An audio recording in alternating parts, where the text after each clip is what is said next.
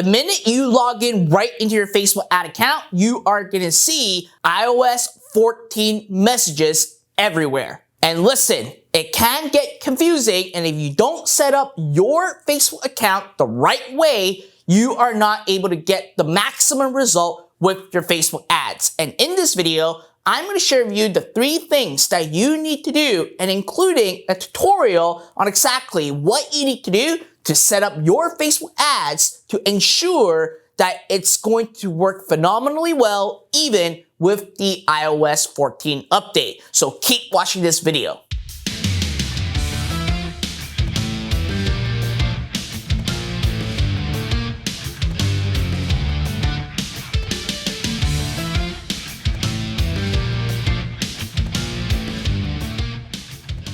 What is up, everybody? Fred Lam here, and welcome to my next video where today I'm going to give you an entire tutorial on the top 3 things that you must do in order for you to continue getting results with your Facebook ads even when the Apple iOS 14 update come into full effect. But before I actually get into that, make sure that you smash the like button, subscribe to my YouTube channel, and hit that notification bell so that each time I release a brand new video, you're gonna get notified right away. Now, as I said, there are tons of rumors, there are a lot of confusions when it comes to the Apple iOS 14 update. I even actually recorded an entire video to kind of share with you the background on what is happening with the Apple iOS update and what you need to do in order for you to actually prepare your Facebook account for it. You can actually watch it right over here. But ever since that I released that video, there has been a lot of questions and a lot of people asking me how to actually set up the campaigns, and most importantly, how to actually set up the account to ensure that it is on Facebook's liking to still get Facebook ad result. In this video, I'm going to actually talk about it. So the first thing that you need to do is domain verification. Now, when it comes to domain verification, you now have to actually verify your domain and assign it to your ad account and pixel. So how do you do that? Well, the first thing that you need to do is to actually get the DNS in place. And for those of you that are running a Shopify business, DNS record is the only option that you will have. But if you are, let's say, running an affiliate marketing business or you own a local business, you obviously have other options such as meta tags, and also simply by uploading a file upload right into your server. So without just telling you what to do, I'm gonna actually head over to my computer and I'll show you exactly what you need to do. We're back to my computer. So the first thing that you wanted to do is to go into your business manager account by simply going to business.facebook.com. Once you're inside your business manager account, make sure that you go to the business settings. And then under brand safety, you will actually see a drop-down menu where you can then click on domains. In here, you'll be asked to obviously create your domain. So you simply just add a domain. And in this example, I'm just going to use fredlam.ca. Click on add domain. And once you have clicked on add domain, you will basically be seeing something like this. You will have the DNS, HTML file upload, or meta tag verification. So my recommendation is, again, use DNS verification, especially if you are into Shopify, you need to use the DNS verification. So all you need to do, for example, go to your domain provider, which in my example, I use GoDaddy. Once you actually go into the domain, click on Manage DNS. And again, the Manage DNS is available for literally all providers. When you're in the DNS management, click on Add, and then you want to select the type called text, TXT. The host, you put the @ and the text value, simply go into your business manager where you see this specific text value, copy it, and then paste this and click on Save. Once this is done, it will take normally 24 to 72 hours for it to happen. Sometimes it can be it can be shorter. It really boils down into simply the World Wide Web on when the information is going to be sending back right into Facebook.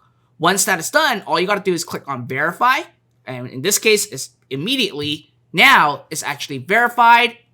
And if I refresh this, you will see that it turns from a red to a green. All right. And that's all you need to do. All right. So again, it's super easy. It'll take you just a quick 30 seconds to a minute to actually verify your domain. But here's a golden tip for you. If you are into affiliate marketing, you would actually need to have a different approach to verify your domain and actually have your pixel to work properly. I'm going to actually explain to you what you need to do, and you can actually YouTube it, Google it, or I may create a video to show you how to do it. Just let me know right in the comment box right below. So if you are into affiliate marketing, you would actually need to create a blank page on your server or on your domain and simply have your Facebook pixel on it. Again, you also want to add in the purchase conversion as well, so that when people go to that specific URL from your domain, it will trigger that. Once you actually got that domain, you want to create an iframe, and you want to create a 1 pixel by 1 pixel iframe so that you can copy and paste that code to your vendor who owns the offer that obviously is the affiliate program. Tell them to actually install that. So by doing so, you're basically having an actual iframe, okay, onto their website, but it still loads from your domain. Then that is going to still trigger the purchase event. So again, I know that this is a little bit advanced, but I just want to give you guys a heads up, a workaround if you are into affiliate marketing. Now, step number 2. Once you have verified your domain and Facebook actually showed that it is verified, you would actually need to head over to your event manager and simply head over to the aggregated events and assign your pixel to your domain. And on top of that, in the beginning, if you have a brand new pixel, you are not going to get all the events that are going to be fired right away. So you want to start setting some traffic and then come back to the aggregated events to then actually sort out the prioritization of the events that you want to actually track.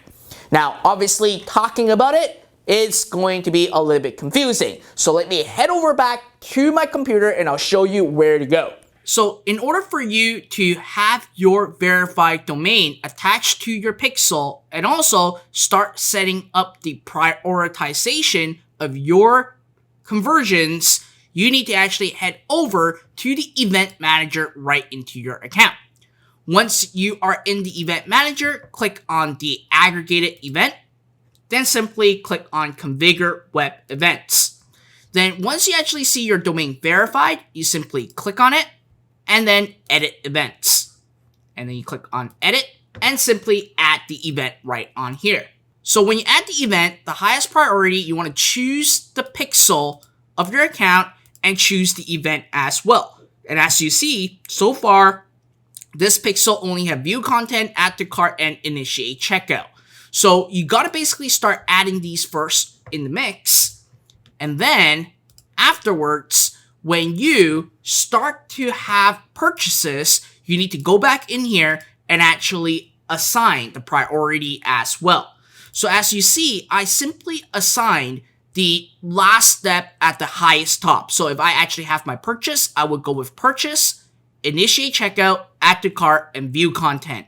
So that, again, it prioritizes the actual ultimate outcome of my ads. So now that we actually have your pixel attached to your domain and you know how to actually prioritize your actual event, okay? Next, step number 3 is that you actually need to now analyze your ads very differently. When it comes to the iOS 14 tracking, you are going to get delayed attribution, and also you are not going to get instant data on either the add to cart or the sale. And to make matters worse, if the user decides to opt out of tracking, you will only get the conversion data that is in the highest priority. So let's say that when it comes to e-commerce, the person actually goes to your website, page view. They add to cart, they initiated checkout, they go to the credit card page. They add payment info, they start entering in their credit card. And then these purchase.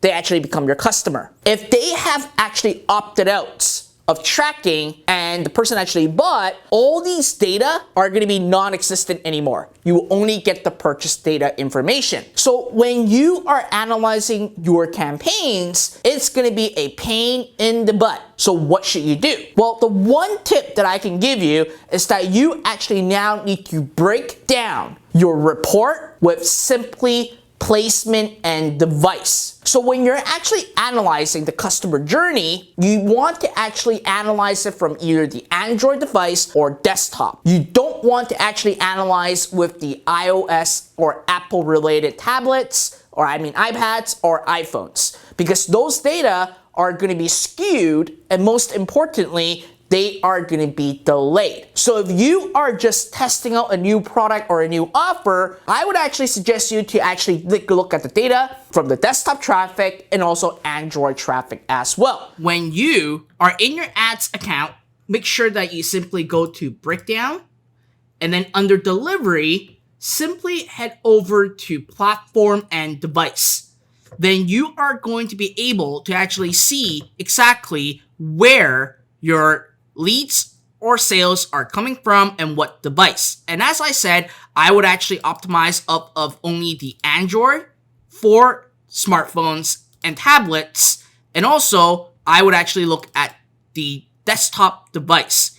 Anything to do with iPad, iPhone, and iPods, I would not factor in 100% of the data because of the delay attribution.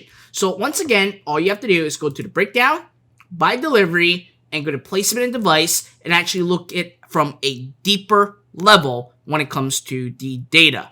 Yes, this is an additional step, and it may look confusing, but at the end of the day, you gotta do so if you want to actually get the right data. So as I said, with the Apple iOS 14 update, there's still a lot of confusions and still a lot of uncertainties. And again, my goal is once I got the knowledge, once I know what to do, I'm going to actually share them with you guys so that you guys know exactly what you need to do when it comes to the iOS update. So that being said, rewatch this video, go step by step, do exactly what I show you, make sure that you verify the domain, attach the pixel to your domain, prioritize your events, and also make sure that you analyze at a deeper level right now. So other than that, listen, if you enjoyed this video, make sure that you smash the like button, subscribe to my YouTube channel, and hit that notification bell so that each time I release a brand new video, you're going to get notified right away. Now, if you're looking to actually start simply running a Facebook ad and you've never done so before, I got an entire tutorial for you that you can actually watch over here right now. So other than that, I'll see you till next time. Bye now.